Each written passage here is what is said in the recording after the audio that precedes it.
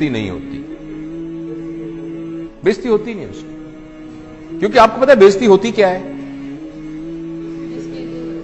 नहीं, बेइज्जती जरा तो उसको समझिएगा जरा प्लीज, नाजुक बात है। ईगो, मेरी देखें, ईगो की 1000 डेफिनेशंस और होंगी। I know since we are recording it this message may go all over the world, तो हो सकता है बहुत सारे लोग ईगो की नई डेफिनेशंस बताएं जो मेरी अंडरस्टैंडिंग है। उस एक पर्सपेक्टिव के अंदर ईगो का मतलब यह है considering your self what you are not and then trying your hard to protect that thing. अस्सी जट हुन्ने हैं, अस्सी जट हुन्ने हैं भाईजान, असी साडा यह अकीदा है। मैं head of the department of surgery हूं। Are you head of department of surgery? अगर अभी आपका एक्सीडेंट हो जाए, अल्लाह ना किसी का एक्सीडेंट हो जाए और उसको हेड इंजरी होके और वो वेंट के ऊपर पड़ा हो, किधर गया head of department of surgery भाईजान? It's only a software which is in your mind. किधर गया? मैं जट हूं, मैं फलां हूं, मेरा वो अकीदा है, मेरा ये अकीदा है। दिस इज, गौर से सुनिएगा मेरा फिक्रा, considering your self what you are not and then trying to protect it. मैं वार्ड का प्रोफेसर हूं, यू आर एक्चुअली नॉट। आपका नाम जावेद इकबाल है, आप जावेद इकबाल हैं। आपको रिस्पॉन्सिबिलिटी दी गई है head of department of surgery की, जो कुछ अरसे के बाद आपसे ले ली जाएगी, और आपसे पहले भी एक बंदे को दी गई थी। So if I am head of department of surgery, I forget that I am Javed Iqbal. अगर मेरे head of department of surgery के ऊपर कोई हट लगा, जरा सा भी दब्बा आया, यानी ये कि मैं कमरे में आया था, उठ के खड़ा नहीं हुआ, ऐसी की तैसी इनकी जरूरत क्या हुई खड़े। इसका नाम ईगो होता है। Ego is protecting your understanding about your self which you are not. इसका नाम बेइज्जती होता है।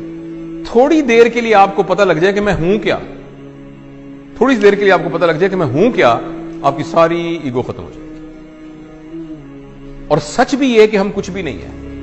और अगर आप इजाजत दें और थोड़ी देर के लिए ट्राई करना चाहें, मैं जरा मास्क ले लूं क्योंकि मैं आपके जरा करीब आ रहा हूं 6 फुट के डिस्टेंस से।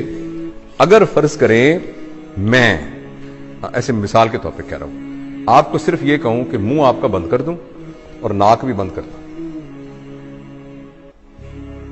सिर्फ आपको पता है हवा के अंदर ये जो मॉलिक्यूल फिर रहा है ऑक्सीजन का, जो कि हवा से निकल के आपके नाक के थ्रू आपके लंग्स में गया और लंग्स से फिर आपकी मेम्ब्रेन से क्रॉस होता हुआ ब्लड में गया और ब्लड से आपके ब्रेन में गया और आप अलर्ट हुए।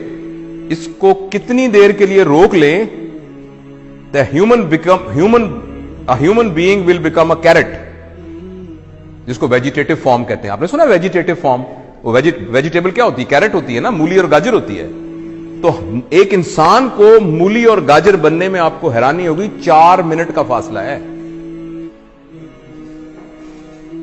उस 4 मिनट की रस्सी के ऊपर आप कह रहे हैं मैं बड़ी शाय भाई, मैं बड़ा बदमाश है इलाके का, मेरी भी कोई इज्जत है, मेरी भी कोई ताकत है। क्या इज्जत है आपकी? हैसियत क्या है? वही बात समझ रहे हैं आप?